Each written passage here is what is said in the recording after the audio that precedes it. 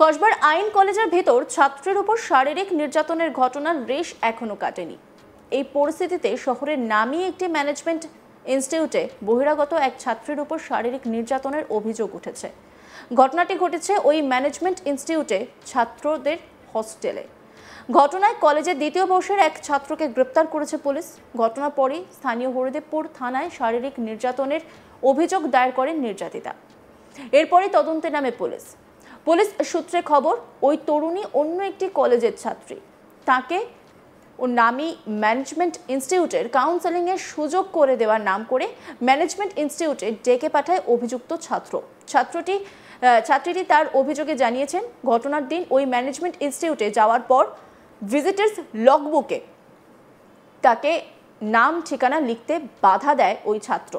এরপর তাকে পানীয় পান করতে দেয়। ওই পানীয়ের মধ্যে সম্ভবত কিছু মেশানো ছিল। ওই পানীয় পান করার পরই নাকি ধীরে ধীরে আচ্ছন্ন হয়ে পড়েন অভিযোগকালিনী। এরপরই নাকি বয়েজ হস্টেলে নিয়ে গিয়ে তার উপর শারীরিক নির্যাতন চালায় অভিযুক্ত ছাত্র। অভিযোগ পেয়ে ওই অভিযুক্ত ছাত্রকে গ্রেপ্তার করে তদন্ত শুরু করেছে পুলিশ। পুলিশ সূত্রে খবর, এরপর হুঁশ ফিরলে ওই ছাত্রীকে ফের নিগ্রহ করা হয়। এরপর নির্যাতিতা ওই ম্যানেজমেন্ট ইনস্টিটিউট থেকে বেরিয়ে গোটা ঘটনাটি তার এক বান্ধবীকে বলেন। এরপর ওই বান্ধবীর সঙ্গেই থানায় গিয়ে অভিযোগ দায়ের করেন নির্যাতিতা। জানা গেছে অভিযুক্ত ছাত্রের নাম পরমানন্দ টোপ্পাউনওয়ার। কর্ণাটকের বাসিন্দা পরমানন্দ ওই নামী ম্যানেজমেন্ট ইনস্টিটিউটের দ্বিতীয় বর্ষের ছাত্র। ধৃত ছাত্রকে শনিবার 12 জুলাই আলিপুর কোর্টে তোলা হয়। এই গোটা বিষয় নিয়ে একটি রিপোর্ট তুলে ধরেছেন আমার কলিগ রাজেশ শাহ। দেখুন। একজন ছাত্রী সে হরিদেবপুর থানায় আসে গতকাল এবং এসে সে অভিযোগ জানায় যে জোকাতে যে নামী ম্যানেজমেন্ট কলেজ রয়েছে সেই ম্যানেজমেন্ট কলেজের ভেতরে বয়েজ হস্টেলের ভেতরে তাকে নিয়ে গিয়ে শারীরিকভাবে নির্যাতন করা হয়েছে। এবং তিনি এই ছাত্রী যেটা জানা যাচ্ছে, প্রথমে সে ঠাকুরপুকুর থানাতে যায় অভিযোগ জানাতে, কিন্তু যেহেতু এই ম্যানেজমেন্ট কলেজটি হরিদেবপুর থানার অন্তর্গত, ফলে ঠাকুরপুকুর থানার তরফে বলা হয় যে যেহেতু প্লেস অফ অকারেন্স বা ঘটনাস্থল হরিদেবপুর থানার অন্তর্গত, ফলে তাকে সেই থানায় অভিযোগ জানাতে হবে এবং ঠাকুরপুকুর থানার তরফে তাকে সম্পূর্ণ পুলিশি সহায়তা দেওয়া হয় এবং ঠাকুরপুকুর থানার পুলিশ তাকে সঙ্গে করে হরিদেবপুর থানায় নিয়ে যায় অভিযোগ দায়ের করার জন্য এবং তারাও সহায়তা করেন।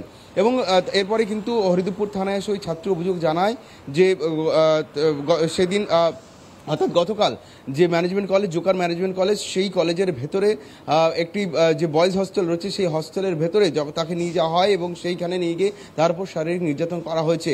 এবং তার এই অভিযোগ পাওয়ার পরে কিন্তু তার লিখিত অভিযোগ গ্রহণ করা হয় এবং একটি এফআইআর রেজিস্টার করা হয় এবং হরিদেবপুর থানা তৎক্ষণাৎ যে কেস রেজিস্টার করে সেই অভিযুক্ত ছাত্রের নামে যেটা জানা যাচ্ছে, পুলিশ সূত্রে যেটা খবর, সেই ছাত্রের নাম পরমানন্দ টোপানওয়ার।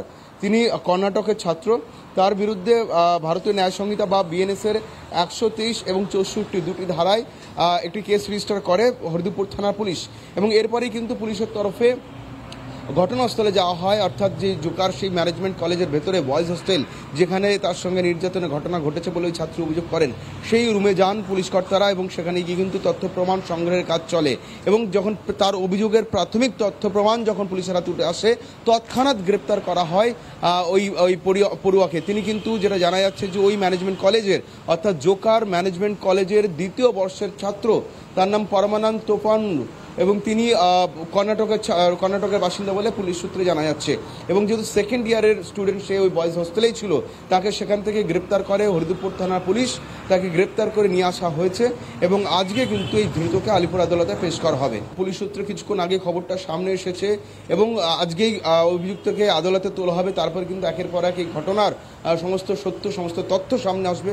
তবে পুলিশ সূত্র এখনো পর্যন্ত কিছু এই বিষয়ে বলা হয়নি। কলেজ ম্যানেজমেন্টের তরফেও এই বিষয়ে এখনো পর্যন্ত কর্তৃপক্ষ মুখ খোলেনি।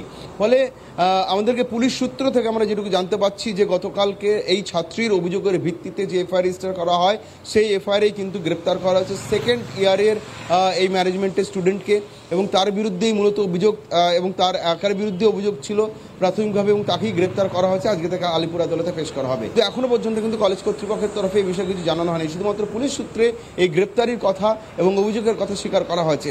তবে এই অভিযোগ ক্ষতি থেকে আমরা যেটা আরও জানতে পারছি যে এই ছাত্রী যেটা জানিয়েছেন, তিনি যেটা অভিযোগ করেছেন, তাকে কাউন্সিলিং সেশনের নামে নিয়ে যাওয়া হয়েছিল, কাউন্সিলিং সেশনের নাম করে তাকে ডাকা হয়েছিল বয়েজ হোস্টেলে, এবং তিনি কিন্তু অন্য কলেজের ছাত্রী বলে আমরা জানতে পারছি প্রাথমিক সূত্রে।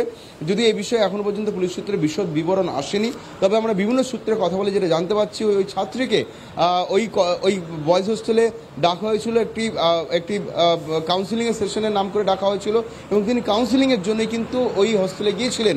এবং তাকে এমন বিভিন্ন সূত্রে আমরা এটাও জানতে পারছি যখন সে বয়েজ হোস্টেলে যায় তাকে কিন্তু লগ বুকে, রেজিস্টার যে লগ বুক হয় প্রবেশ করার আগে তাকে নাম লিখতে হয়, ফোন নাম্বার লিখতে হয়, কার সাথে দেখা করতে আসছে লিখতে হয়, সেই লগ বুকে কিন্তু ওই ছাত্রীর নাম রেজিস্টার করানো হয়নি, ওই ছাত্রই তাকে রেজিস্টার করতে দেয়নি বলে আমরা জানতে পারছি। এরপরেই কিন্তু ঘটনাটা ঘটেছে বলে ছাত্রী অভিযোগ জানিয়েছে। যদিও শনিবার নির্যাতিতার বাবা শারীরিক নির্যাতনের অভিযোগ উড়িয়ে দিয়েছেন। তিনি জানান তার মেয়ে পড়ে গিয়েছিল, তাই আঘাত লেগেছে। হরিদেবপুর থানায় অভিযোগ জানানোর বিষয়ে নির্যাতিতার বাবা জানান তার মেয়েকে দিয়ে এই অভিযোগ লিখিয়ে নেওয়া হয়েছে। নির্যাতিতার বাবা কি বলছেন শুনুন। বাড়ি ফেরার পর আপনি কথা বলেছেন? হ্যাঁ, কথা বলেছি। ও বললো না, আমার কেউ টর্চারও করেনি আর আমার সঙ্গে কেউ খারাপ ব্যবহার কিছু করে। আমি আর জানি না ওটা ঠিক। কি চাইছেন আপনারা? কি চাইছেন? আমরা কি জানি, আমার মেয়েকে ফিরে পেয়েছি, আমার মেয়ে নর্মাল। তার সঙ্গে যে অ্যারেস্ট হয়েছে তার সঙ্গে মেয়ে কি সম্পর্ক আপনি জানতে পারেন? কোনো সম্পর্ক নেই। বলছি ইনস্টাগ্রামে পরিচয়, না, পরিচয় দেখেছিল। কোনো সম্পর্ক নেই ওর সঙ্গে। মেয়ের সঙ্গে এখনো পর্যন্ত পরিষ্কার ভাবে আপনি কথা বলতে? না, পরিষ্কার ভাবে কথাটা আমি বলতে পারিনি। ও এখন সারা রাত ঘুমায়নি, ঘুমাচ্ছে। কেমন ও উঠলে পরে আমি কথাবার্তা বলবো, পুরোপুরি কথাবার্তা। তারপরে পুরো বিষয় জানতে পারেন। হ্যাঁ। মেয়ে কি করতে গিয়েছিল কালকে? মেয়ে ও যেখানে স্টাডি করে সেখানে একটা কি কাগজ জমা দিতে গিয়েছিল। তারপরে ছেলের সঙ্গে কিভাবে পরিচয় হলো? আমি সেটা এখন বলতে পারছি না। সময় লাগে? হ্যাঁ, সময় লাগে। কি মনে হয় মেয়ে কি মানসিকভাবে ভেঙে পড়েছে? না না, সে স্ট্রং। এসে আপনার মেয়ে হরিদেবপুর থানায় কমপ্লেন লেখেন? হরিদেবপুর থানা ওকে কোথা থেকে পেয়েছে আমি জানি না, আমি সেটা ওরা বলেনি, আমি জিজ্ঞেসও করিনি। কেমন ওরা বেশিক্ষণ কথাবার্তা আমার সঙ্গে বলে। কমপ্লেন ও বললো আমাকে বলেছে, আমাকে দিয়ে লিখিয়ে নিয়েছি যেগুলো আমার মতে। হ্যাঁ, আপনারা থানায় কবে যাবেন বা কথা বলবেন পুলিশ অফিসারদের সঙ্গে? আমি ওভার ফোন কথা বলবো, আইজির সঙ্গে বলে দিয়েছি। অভিযোগটা কি আপনার মেয়ে করেছে? অভিযোগটা সেটা এখন বলছে না, আমার সবকিছু আমাকে দিয়ে লেখানো হয়েছে, আমি লিখিনি। ওখানকার কে বলেছে। মেয়ে কি প্রমাণ মধ্যে রয়েছে কি মনে হচ্ছে? না না, সে একদম পুরোপুরি ফিট। অভিযোগটা কে লিখিয়েছে? অভিযোগটা কে লিখেছে সেটা এখন আমি ওর কাছ থেকে ভালোভাবে দু একদিন পরে জানতে পারবো। অন্যান্য খবরের আপডেটের জন্য অবশ্যই নজর রাখুন আজ তাক বাংলার ইউটিউব স্ট্রিমিংয়ে। লাইক, কমেন্ট, শেয়ার এবং সাবস্ক্রাইব করতে ভুলবেন না।